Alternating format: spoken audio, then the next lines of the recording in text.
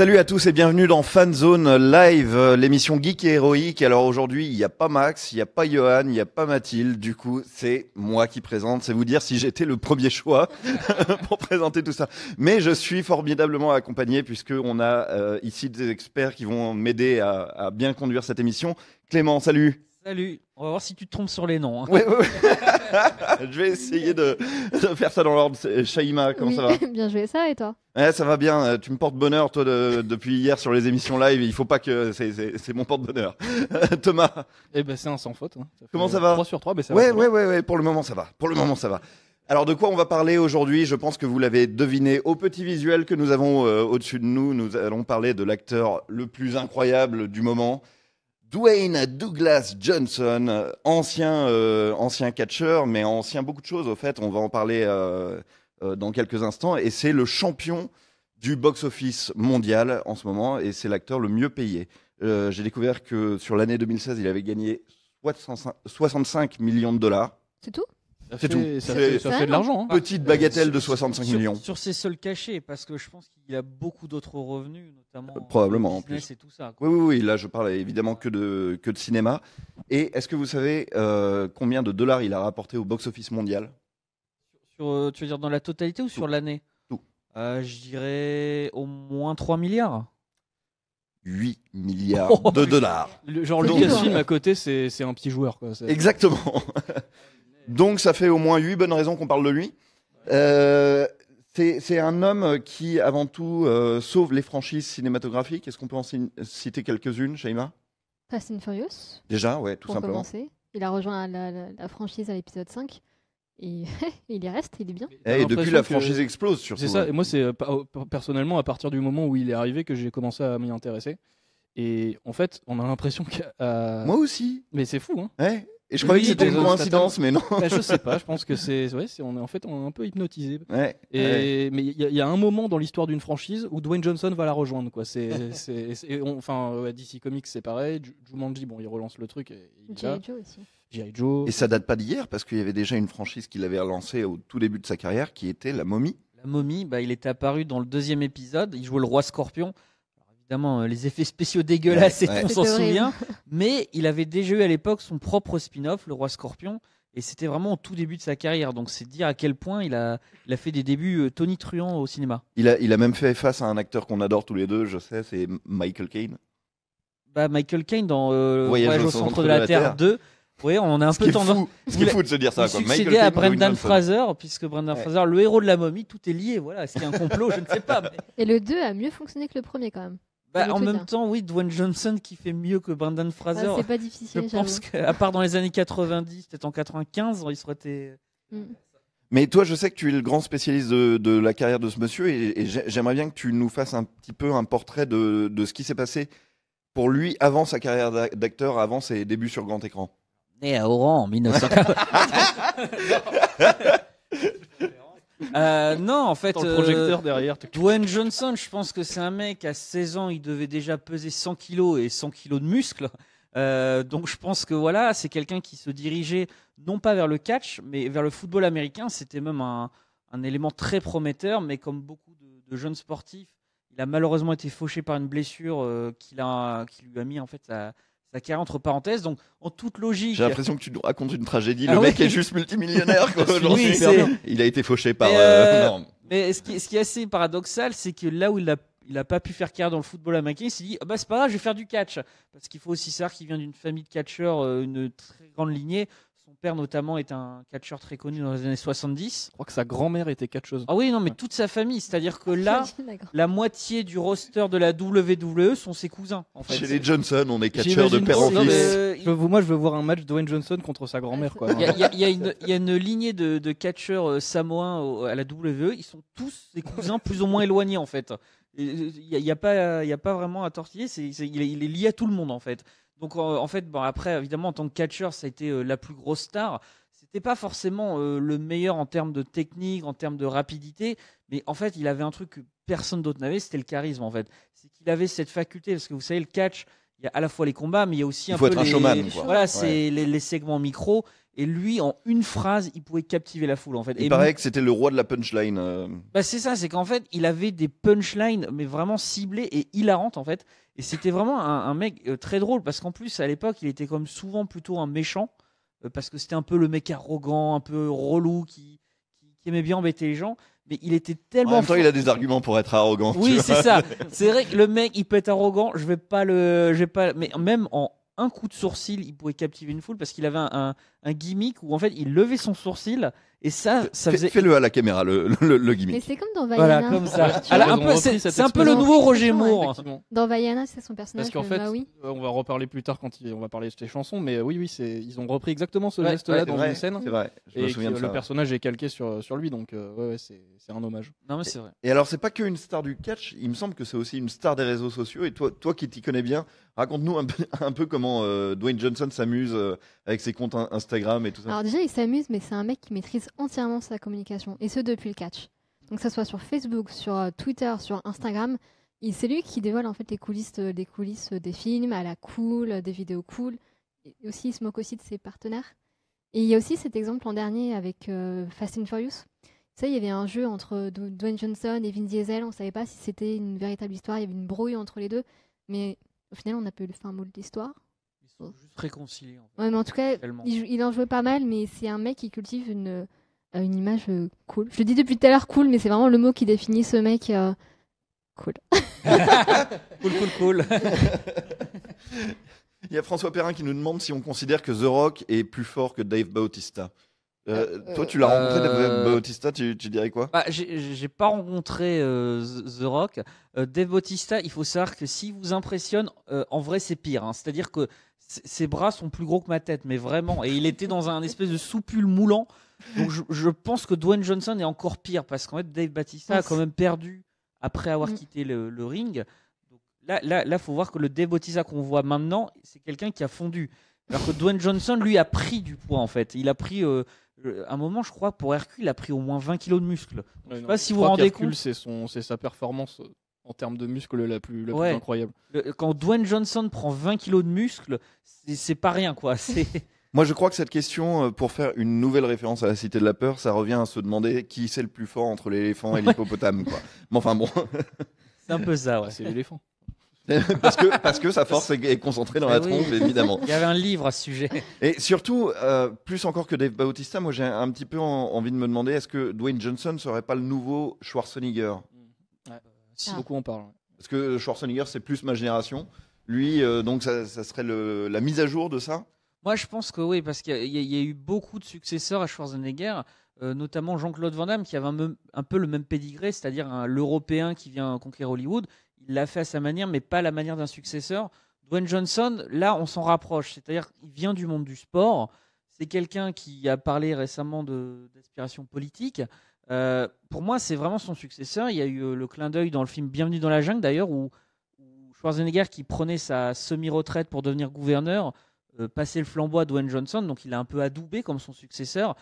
Il y a juste, pour moi, un hic. Je ne sais pas ce que vous en pensez. C'est que Schwarzenegger, c'est comme Terminator, c'est comme Conan, Predator. C'est-à-dire, il portait des films, c'était des films en plus mis en scène par des grands réalisateurs. Je pense que Dwayne Johnson, il lui manque juste ce petit pédigré, c'est-à-dire qu'il est dans des franchises, il cartonne, il lui manque juste le tout petit truc qui va le faire peut-être entrer dans la légende, et voilà. Il y a aussi une chose, je suis totalement d'accord, le truc c'est qu'en fait, les anciens comme Schwarzy, Stallone ne sont pas encore sortis du ring en fait. Donc il faut attendre peut-être le moment où la place sera vraiment libre pour qu'il puisse voler de ses propres ailes entre guillemets, même s'il le fait déjà dans des franchises qui lui appartiendront. Et c'est vrai pour le moment, c'est surtout quelqu'un qui arrive, peut-être pas avec Jumanji parce qu'il va pour le coup redémarrer une franchise, mais c'est quelqu'un qui arrive en cours de franchise. On l'a rarement vu créer sa propre franchise. Donc peut-être que ça va venir justement dans quelques années, quand la place sera, je le souhaite pas tôt, hein, mais que Schwarzy aura vraiment pris sa retraite, Stallone aussi. En tout cas, c'est vraiment la nouvelle génération, c'est sûr. T'as un avis sur la question? Non, mais je suis d'accord avec Clément et avec Thomas. Et pour rebondir sur ce que tu disais tout à l'heure, je suis tombée sur une photo de Dwayne Johnson tout à l'heure sur Instagram, qui postait une photo de Schwarzenegger en disant c'est lui qui m'a accueilli à Hollywood il y a quelques années, il m'a adoubé, et il est hyper fan de Schwarzenegger et c'est vraiment son modèle. Je pense qu'il n'arrivera jamais à le dépasser. Comme tu disais, il manque c'est le mec des franchises en fait. Non, mais on sent en tout cas le même charisme, la même, comment dire, la même aura en fait. Oui. Le même côté sympathique et à la fois menaçant. En fait, on retrouve vraiment cette personnalité, je trouve. Donc c'est en ça il peut prendre la suite. Oui, mais quand différemment, mais faut qu'il trouve un projet à la hauteur du personnage. Quoi. ça va venir. Mais même au niveau des réseaux sociaux, tu le disais très bien, il maîtrise sa com. En fait, il fait vivre ses tournages au jour le jour. En fait, c'est incroyable. C'est que vraiment, les films existent avant même qu'ils sortent. Et avec Schwarzenegger, en fait, c'est un peu pareil. C'est quelqu'un qui est toujours à fond. En promo, on le voit, il n'y a pas une seule interview où il s'ennuie. Il va toujours vendre. C'est quelqu'un qui s'est toujours impliqué dans le marketing et la promotion de ses films. Et Dwayne Johnson, c'est la même chose parce qu'il vient du sport. Au catch, ils savent que le produit, il est vendu à un public tous les jours et il faut satisfaire le public, sinon ils vont pas revenir. Et là, c'est la même chose et c'est pour ça, je pense que ça marche très bien. Mais peut-être pour finir, mais en fait, je trouve que son grand point fort, mais c'est comme Schwarzy en fait. Ça fait partie de ces acteurs où en fait, on voit les films sortir, on se dit Hercule, sincèrement, on va aller voir ça. Ouais, mais il y a Dwayne Johnson. Fast and Furious, encore un. Ouais, mais il y a Dwayne Johnson. En fait, ouais, mais il y a Dwayne Johnson, ça peut nous convaincre d'aller voir un film à chaque fois. Quoi. C'est qu'on aime bien le voir. Quoi. Il est cool. C'est pas complètement faux ce que tu dis parce que je suis allé voir Baywatch. Ah, Juste pour lui. Pas pour les mannequins, dis la vérité. Non, je suis allé le voir pour Dwayne Johnson, je suis captivé. Non. Mais on a tous une bonne raison d'aller voir Baywatch. C'est vrai. Qu'on soit un homme ou une femme, on a tous une bonne raison d'aller voir Baywatch. Moi, c'est pour la BO. Enfin, après, Et honnêtement, je vais te dire, elle est pas mal la BO Ah oui de Baywatch. bon, bah, j'irai le voir alors. Non, mais faut qu'on aille tous voir Baywatch. C'est pas un film qui élève l'esprit du tout. Mais Ouais. bon, mais il y a Dwayne Johnson. Ouais. si tu éteins bien ton cerveau correctement, ça fait la blague. Franchement, ça fait la blague. Est-ce que j'ai vu des gens dans les commentaires nous dire que c'était aussi un acteur talentueux. Voilà, est-ce que c'est pas ça sa petite différence par rapport à tous ces gros muscles qu'on citait avant, les Jean-Claude Van Damme, les Stallone, les Schwarzenegger. Est-ce que Schwarzenegger est Il joue bien. un assez bon acteur par ailleurs, mais- Stallone aussi. Stallone aussi, Tout le hein, monde. nommé quand même Oui, mais 3 fois aux Oscars. Hein. Oui, mais il a aussi le Razzie du Oui. pire acteur de tous les temps, Oui. Stallone. Donc bon, si on s'appuie sur les récompenses, Ouais. voilà, c'est un peu délicat. Mais est-ce que Dwayne Johnson, mis à part ce côté montagne de muscles, est un super acteur? Bah, il est pas mal. On en parlait tout à l'heure, j'ai vu dans les commentaires, les gens parlaient de No Pain No Gain. C'est le Exactement. film qui m'a fait vraiment découvrir Dwayne Johnson. Parce que c'est pas qu'un tas de muscles, c'est aussi un mec qui a une certaine sensibilité. Et quand il commence à pleurer dans le film, comme tu disais, la scène où il perd son petit doigt, elle est assez drôle quand même. Donc c'est un mec, moi, franchement, qui fait le taf. Hein. Il y a pas de... C'est probablement, tu viens probablement de citer mon film préféré avec Dwayne Johnson. Ouais, Ah oui, c'est il est pas mal. Mais je trouve que voilà, il n'a pas eu encore suffisamment d'occasions comme celle-là de prouver que c'est. Mais il n'a pas besoin de le prouver 36 fois non plus, mais on l'a pas vu dans des rôles, enfin suffisamment dans des rôles comme ça. Moi, j'aimerais bien que ça revienne plus souvent parce que c'est vrai que No Pain No Gain, c'est incroyable, c'est génial. C'est vrai qu'il se sert pas seulement de ses muscles en fait dans cette performance. C'est vraiment un jeu d'acteur différent. Et puis il a un talent comique assez inouï parce Ouais, que ça. dans No Pain No Gain, enfin, il joue un mec ultra musclé mais tellement débile et Ouais. ridicule en fait que limite il passe vraiment pour. Enfin, on oublie qu'il est musclé parce qu'il est tellement bête en fait.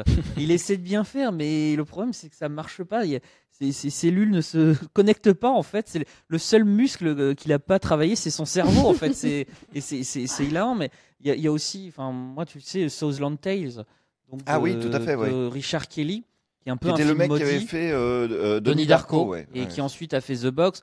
Alors le problème. Compétition officielle au Festival Oui. de Cannes. À ses dépens parce que en fait la compétition l'a tué. C'est-à-dire que le film n'est même pas sorti en France, il est à peine sorti aux États-Unis, il a été remonté.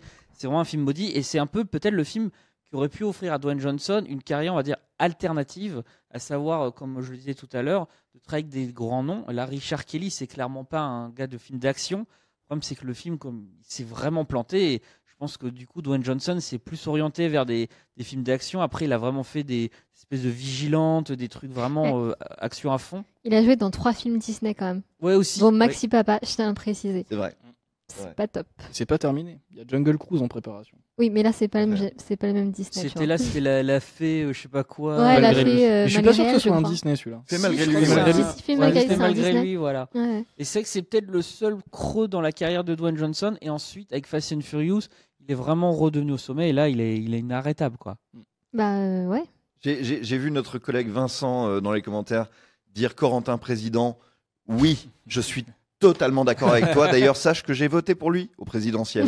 J'ai On ne voté se pour dit Corentin. pas ça. La prochaine émission lui sera consacrée. D'ailleurs. Je vois des commentateurs qui évoquent le film Doom et le fait que Dwayne Johnson avait même réussi à rendre Doom regardable. C'est votre avis aussi? Oui, dans une certaine mesure, hein, mais c'est toujours mieux, oui, mais bon, ça reste pas Oui. super. Ouais, c'est pas super, mais moi je trouve que c'est une adaptation de jeu vidéo qui reste une des plus honnêtes finalement, quoi. Oui, parce qu'il y a le passage, moi je me souviens en fait que de cette scène en prise de vue, enfin Ouais, en vue à la subjective. première- Subjective, à la ouais. première Ouais, voilà, personne. en FPS quoi, finalement. Et bah, c'est le seul moment réussi parce que t'as l'impression de voir le jeu, mais il y a le jeu quoi, c'est mieux. Alors Thomas, toi je sais que tu as des fun facts, Ouais. des bonnes anecdotes sur Dwayne Johnson. J'ai pris mes anti-sèches, vous m'en voulez pas? Ah bah non, moi j'ai la mienne moi aussi. hein. Donc, Ce sont des informations que vous pourrez retrouver dans l'émission Give Me Five. Je vous fais un petit peu Ah, d'autopromo. autopromo, tout ça, machin. Alors, mais on parlait de sa carrière de sa carrière de catcheur avant sa carrière d'acteur, et sachez qu'en fait, son premier choix, mais tu l'as plus ou moins dit, il voulait être en fait joueur de foot US professionnel. Sauf qu'en raison d'une blessure à l'épaule, ça n'a pas été possible. Et pendant ses études, en fait, il a aussi l'équivalent d'un master de criminologie. Donc, voilà. En fait, Ça, c'est top. le mec sait tout faire. Ça fait un peu c'est que- flipper par contre. Ouais, mais vraiment, c'est. Ça veut dire donc, que potentiellement il est enquêteur. Mais je pense qu'il met, en fait, il mène un double jeu, quelque chose comme ça. C'est-à-dire que C'est un rôle si qui- t'entends frapper à ta porte et que t'ouvres et c'est Dwayne Johnson qui te dit j'ai quelques questions à vous poser. Ouais. Moi, j'avoue tout, hein, même oui. si c'est pas moi. aussi, hein, je- Ouais, il oui, t'inquiète. c'est moi. Je sais pas. Kennedy, c'est moi, hein, s'il me le demande.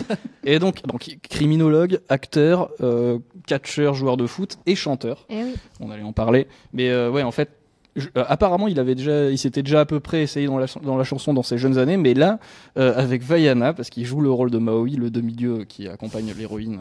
Mais Shaima va nous chanter un petit extrait Ou parce pas, qu'elle connaît la ou chanson pas. par cœur. En J'allais VF, dire vous deux parce que vous êtes un peu les deux mais experts. moi, je connais pas par cœur. Faut mettre si vous mettez une musique en karaoké, on peut essayer de faire le J'avoue, game. c'est On possible. C'est peut-être préparera un ça peu tard. pour la prochaine fois. Mais du coup, voilà, ils ont vraiment calqué le personnage sur lui, comme tu disais, le haussement de sourcil, c'est lui, le sourire, c'est lui. Il a même un petit personnage mini Maui en tatouage qui est animé en 2D alors que lui est animé en 3D. Oui, et il y a un truc dans. Alors je ne vous spoil pas, mais il y a un truc dans Baywatch. Il y a un running gag dans Baywatch qui m'a fait penser à ça. Ah ouais.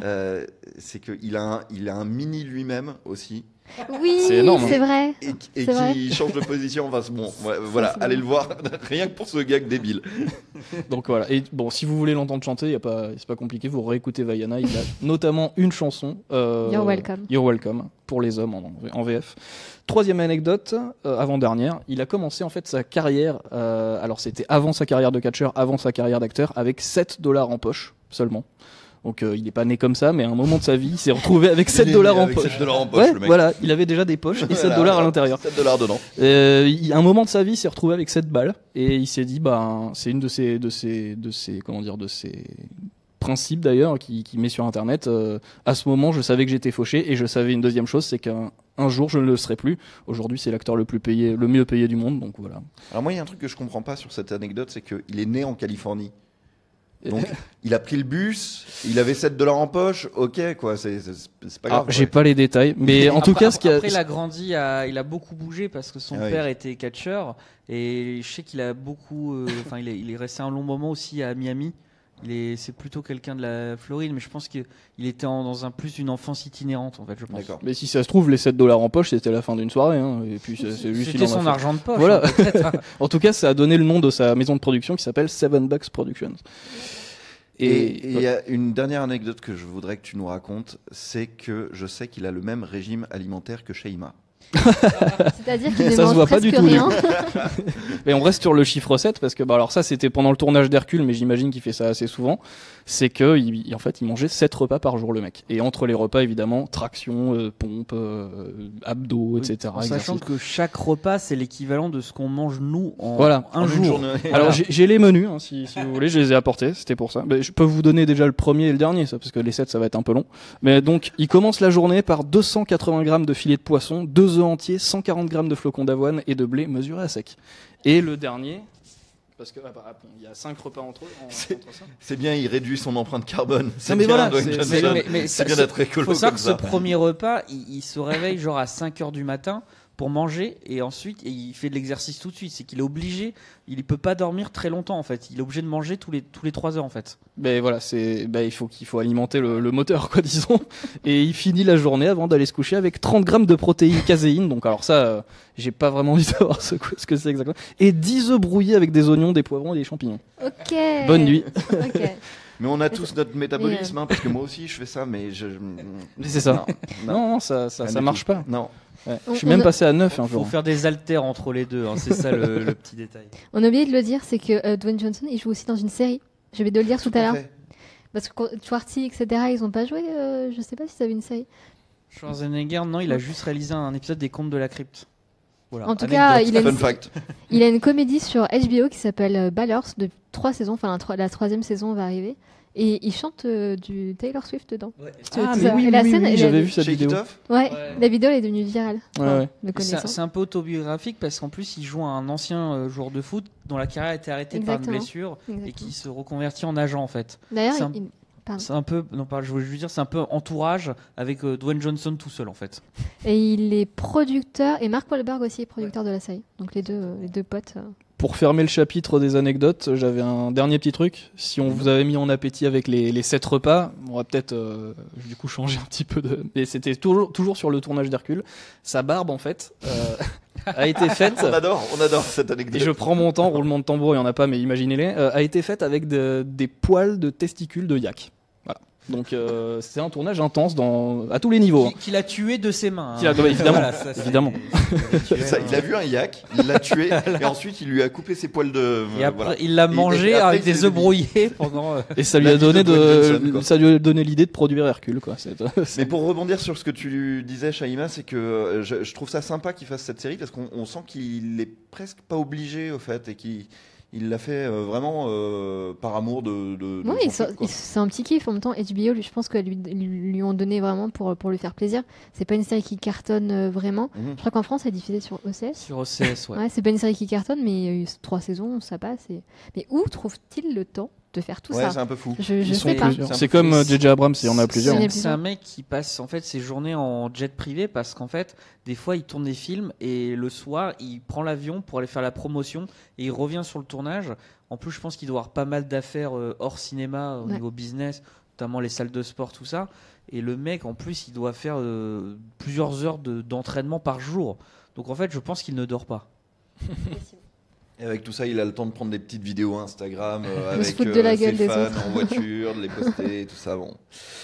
Voilà, on a fait le tour, hein, je crois, sur Dwayne Johnson. On va passer aux 2 news principales de cette semaine. Les trucs qui ont vraiment fait l'effet d'une déflagration sur la planète cinéma. Expliquez-moi, qu'est-ce qui se passe avec le film sur Han Solo, là? Parce que ça commence à devenir inquiétant, ce truc. Surtout qu'il sort on le rappelle, hein, dans moins d'un an normalement. Ouais. S'il respecte le line-up, Ouais. ça va arriver très vite. Bah, alors, je te sais très connaisseur de la franchise Star Wars. Dis-nous quels étaient les derniers événements là, sur le film Han Solo. Par quoi ça a commencé déjà? Donc, le tout dernier événement, je sais pas du coup Le si gros c'est- événement, c'est que les deux réalisateurs. Voilà. Sont on quittait le navire au profit de Ron Howard. Ils se sont même fait virer. Enfin, c'est- Ouais, différents artistiques, on sait. Ouais, presque ils se ça sont veut fait dire. virer, ouais. Du C'était coup, les ça- deux gars de la grande aventure Lego. Exactement, et de 21 Jump Street. Mhm. Moi, je trouvais que c'était une super idée, en tout cas une idée très intéressante. Et j'avais très envie de voir le ton du film avec, dans quelle mesure leur ton a été gardé, visiblement pas du tout. Mais ouais, ça m'intéressait pas mal ce projet-là. Ron Howard, c'est encore autre chose. Mais ça va. Je pense que c'est exactement ce qui s'est passé sur Ant-Man avec Edgar Wright. Edgar Wright. En fait, on a un film potentiel qu'on aurait pu voir. Et on va se retrouver avec un film alternatif. Si ce n'est que là, ça c'est arrivé en cours de tournage. En Même plus, ouais. le tournage était quand même plutôt bien entamé. D'après les premières indiscrétions, en fait, je pense que c'est juste en fait un problème de personnalité, c'est-à-dire que eux, qui viennent quand même des films plutôt fun et tout, ils se sont dit pas grave, on peut improviser, on peut faire ce qu'on veut. Sauf que Kathleen Kennedy, la présidente de Lucasfilm, elle est là. Non, vous avez un scénario, vous avez un plan de travail, vous allez respecter ça. Les gars ont dit non, bah du coup ils dégagent parce que personne n'est plus grand que Star Wars. Et du coup, bah Kathleen Kennedy, voilà, elle fait ce qu'elle veut, c'est la boss.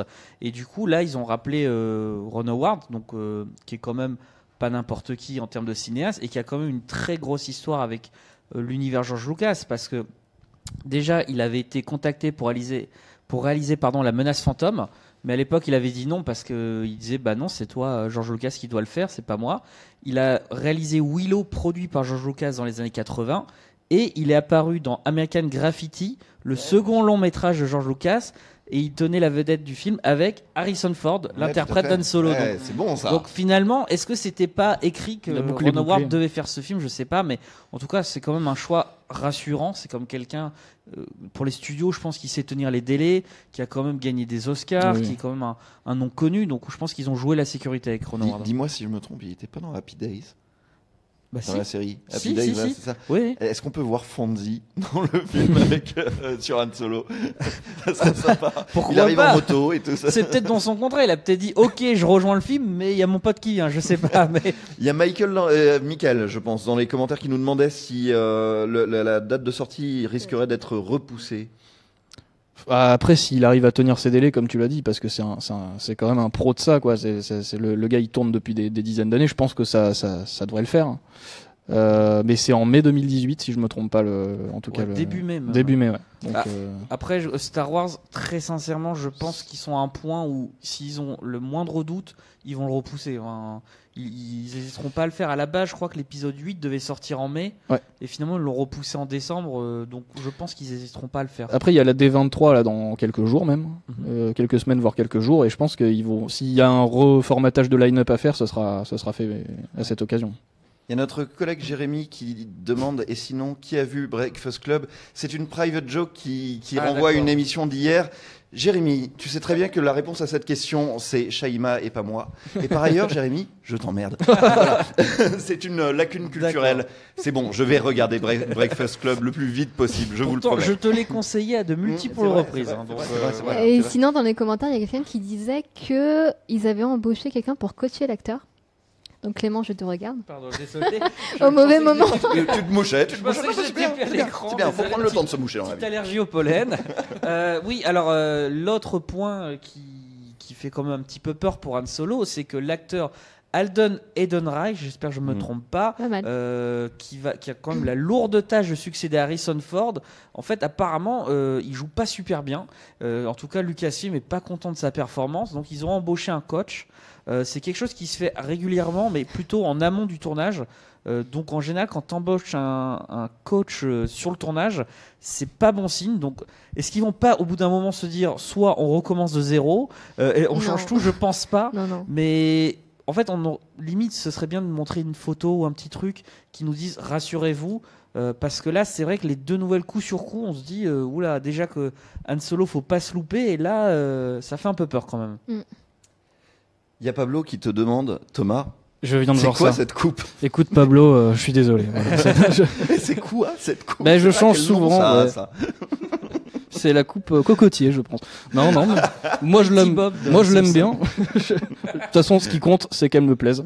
C'est vrai. Une des grosses news de la semaine aussi, c'est que le film Watchmen, qui était un comic book à la base, va devenir une série. Alors, contre Thomas? Moi je suis. En fait, Watchmen, ça m'a plu 15 minutes, donc si c'est des épisodes de 15 minutes, peut-être que ça va le faire. Mais au-delà des 15 minutes des 15 premières minutes du film, ça m'ennuie, quoi. Je pense que c'est Zack Snyder, en fait, c'est mon problème. Je sais pas, c'est. Pas fan. Pas fan, non. Et Pas Shaima, fan non plus, donc Toi non plus ça m'intéresse absolument pas. C'est vrai? Non. Genre le film t'avait fait cet effet-là, quoi. Bah pareil, à bout de je l'ai même pas fini, pour te t'as dire. t'as pas réussi Ah à aller au bout? non. Alors moi j'ai fini, mais c'était. C'est Zack Ouais, ça Snyder. m'a pas emballé. Mm. Et puis c'est vrai qu'on manque beaucoup de séries de super-héros. Hein. C'est vrai qu'il y en a pas assez. Ouais. C'est dingue ça, parce que je croyais être le seul mec un peu dans le rejet de ce film. Et au fait, j'ai trouvé des copains, mais toi, Moi, je tu vas vais le pas être défendre. copain avec vous. Je pense qu'il y a beaucoup de fanzoniens qui seront d'accord avec moi. J'adore le film, je trouve qu'il est excellent. Donc, pour ou contre la série, alors c'est une série quand même qui est développée pour HBO. par Damon Lindelof, le créateur de Showrunners et qui avait aussi travaillé sur Lost. Donc c'est quand même un très gros nom. Donc je suis pour parce que sur la base du projet, c'est un univers qui, exploré en série, peut être passionnant. Il y a énormément d'histoires qui peuvent être développées. Après, ça dépend parce que le film, pour moi, était déjà vraiment très fidèle aux comics. Donc il faudrait trouver un moyen d'apporter quelque chose en plus. Peut-être d'explorer les personnages au-delà. C'est-à-dire qu'il y a des comics. J'ai vu dans les commentaires, on parlait des comics Before Watchmen. Ça peut être une piste. Si on trouve un moyen d'explorer davantage et d'apporter quelque chose de nouveau, d'accord. Si c'est juste un remake en 10 heures du film, perso, j'ai le Blu-ray de la Director's Cut, donc je vois pas l'intérêt en fait. Mais c'est vrai, enfin, qu'on aime le film ou pas, je trouve que quand on voit le film, on se dit quand même qu'il y a des dizaines de subplots à explorer et que en série, peut-être qu'on aura quelque chose de plus satisfaisant, de plus exploré sur chaque personnage et tout ça. C'est le but de la série aussi. Ouais. Mais j'ai une question, c'est la première série super-héros de HBO ? À ma connaissance, ouais. Ça peut être pas mal quand même. Surtout HBO parce que ce sera encore autre chose. C'est-à-dire que Netflix, comme tu le sais, ils ont quand même fait des séries très sombres. Mais là, HBO, qu'est-ce qu'ils vont faire justement ? Parce qu'avec la concurrence de Netflix, je pense qu'ils vont plus aller dans l'ambiance politique et ésotérique de Watchmen, ce qui est quand même le grand intérêt de ce comics. Donc là, moi je dis oui, mais j'ai envie limite qu'ils explorent encore plus. Est-ce que du coup ils vont prendre des risques en changeant l'époque parce que ça se passe dans les années 80 ? Est-ce qu'ils vont tenter un truc en se disant on va l'adapter à notre époque ? Franchement, j'en sais rien. Je suis pas le scénariste de la série. À la fois j'ai envie que ce soit très fidèle et en même temps j'ai envie d'être surpris. Donc c'est pour ça que je suis pour dans l'absolu, mais contre si c'est juste faire la même chose. Après il y a la marque forte de Watchmen, c'était la réalisation aussi. Oui. À voir comment ils vont, parce que Zack Snyder, c'est quand même une marque de fabrique. C'est un style, c'est une marque de fabrique, mais moi je suis un peu comme Thomas, je suis un peu allergique. Sauf son premier film, c'était le remake de L'Armée des Morts. Ouais, ça c'était vraiment vachement bien. Mais ça se décompte en fait, j'ai l'impression, parce que 300 c'était quand même sympa aussi. Le Watchmen, en fait, ça part en cacahuète. De moins en moins bien, c'est ça que tu veux dire. Ouais, exactement. Ouais. Bon, chers fanzoniens, ça va être l'heure de nous poser vos questions parce que vous savez que Fanzone a cette dimension un petit peu d'oracle. Nous savons tout, on peut comme ça vous répondre à tout et n'importe quoi.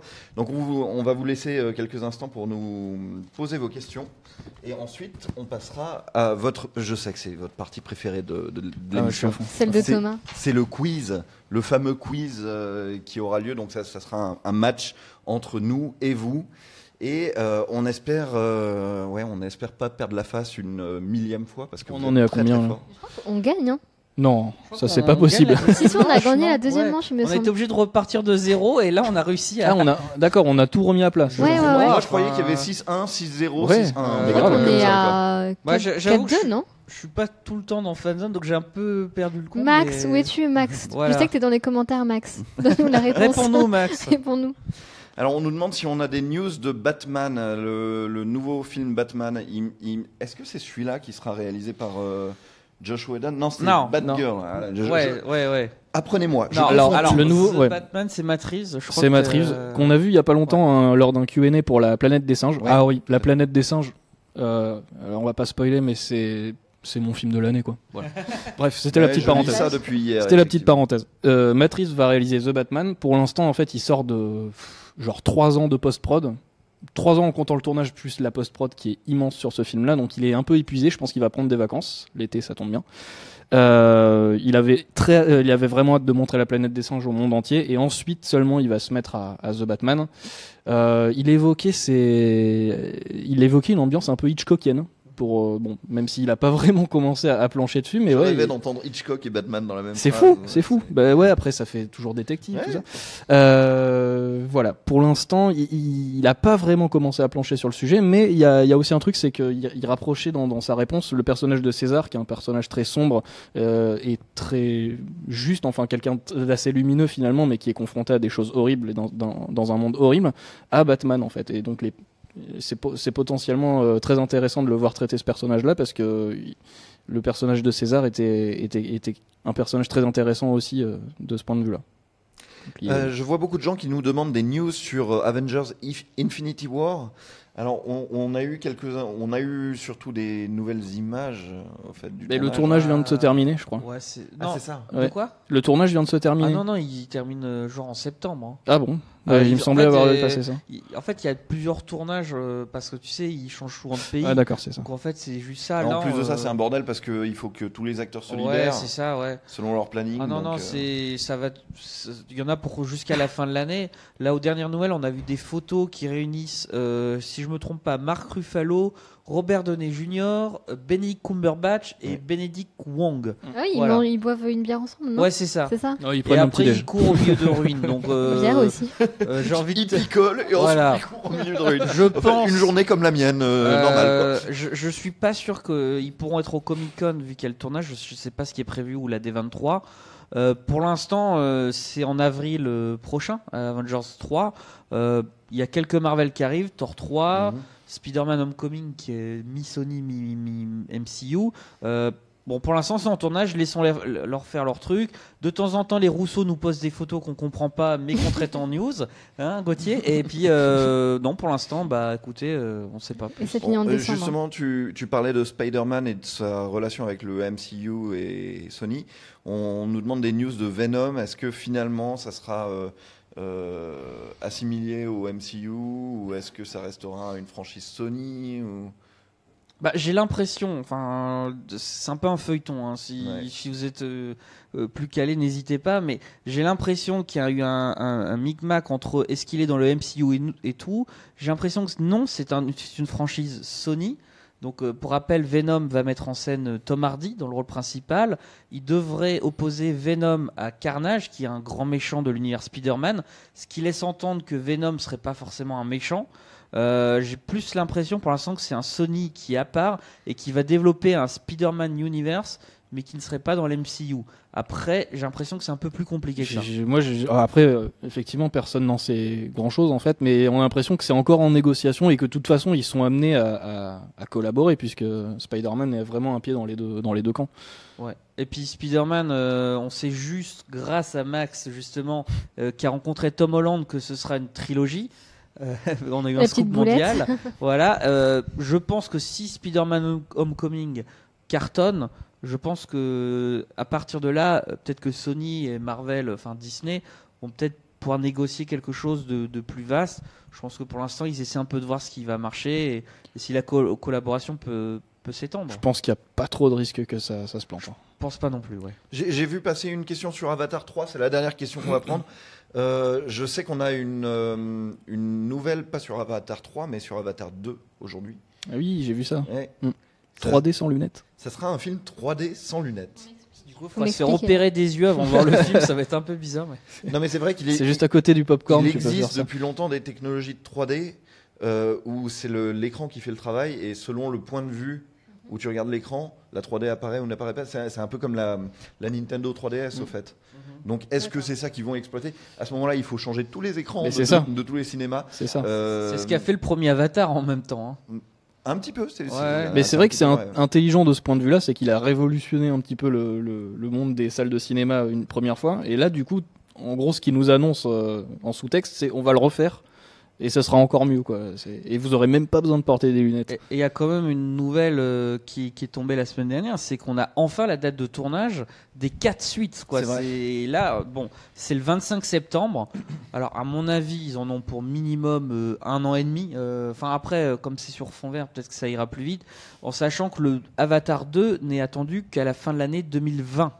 Donc c'est-à-dire que là, on en a pour 4 épisodes et ça commence en 2020. Ensuite, je sais plus si c'est tous les ans ou tous les 2 ans.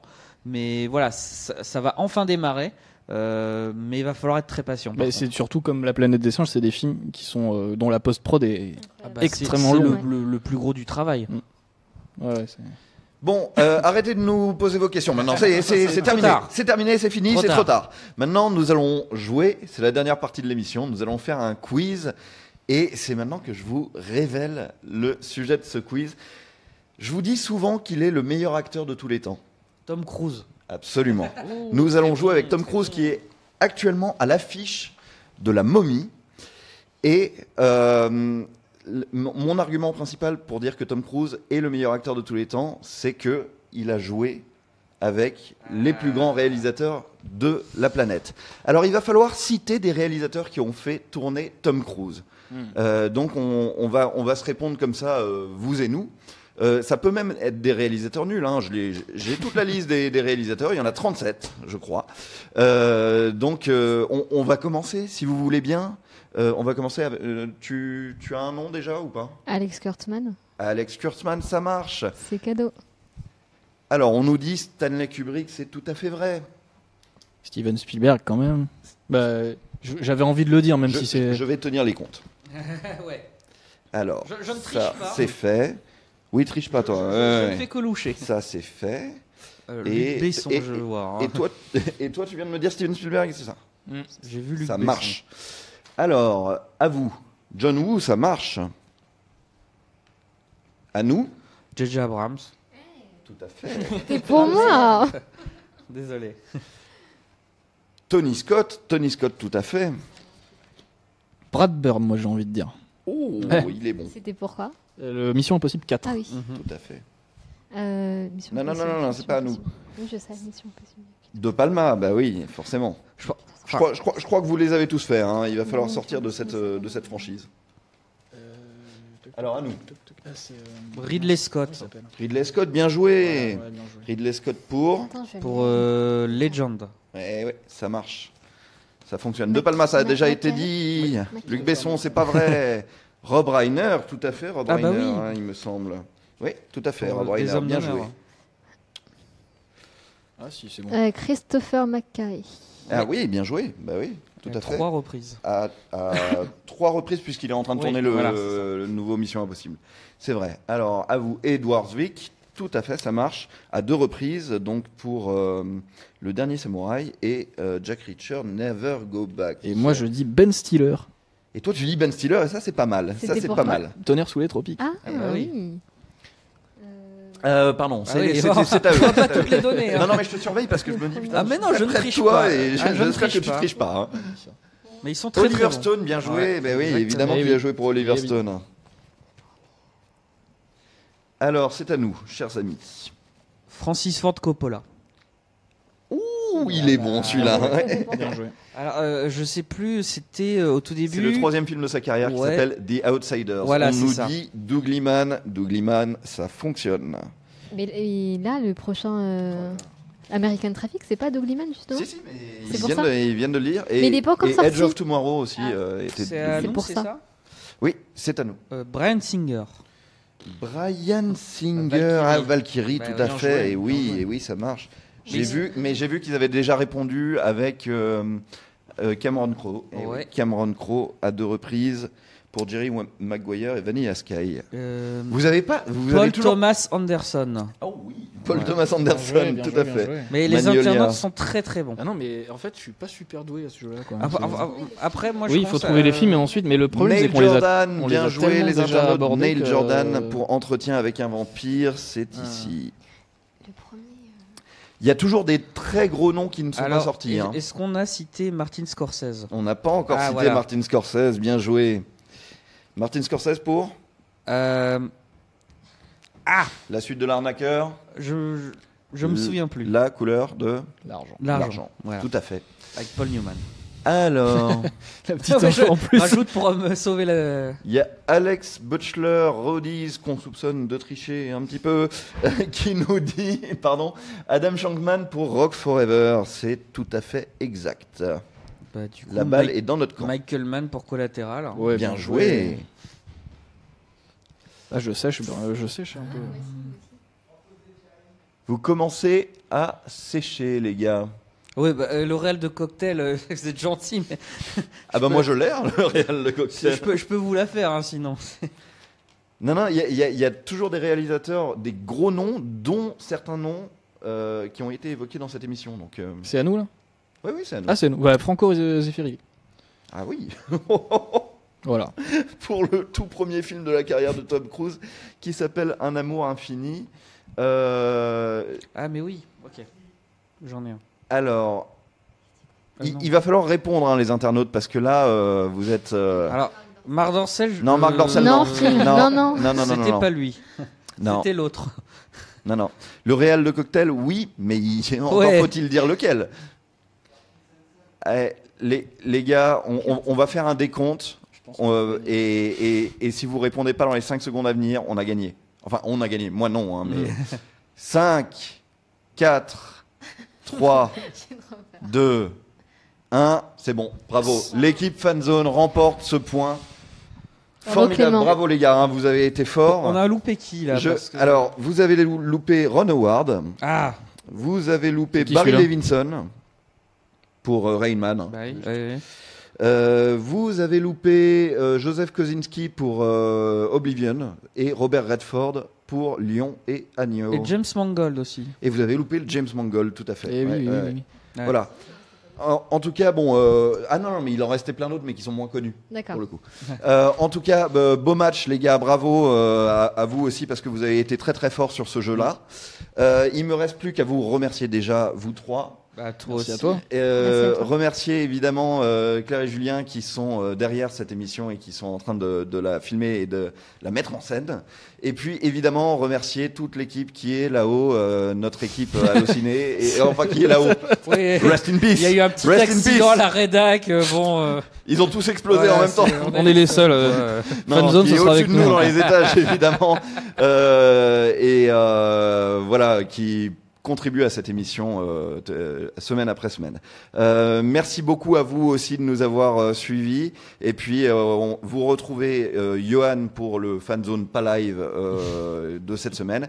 Et vous nous retrouvez en live probablement la semaine prochaine. Vendredi pour Tueur en série. Ah oui, il y a le Tueur en série. Ouais, Tueur en tout à fait. série reprend. Voilà. Avec Voilà. une invitée. Une invitée, on vous en dit pas plus. Surprise, surprise. Ok, merci beaucoup à tous et à la prochaine. Bye bye. Salut. Salut à tous.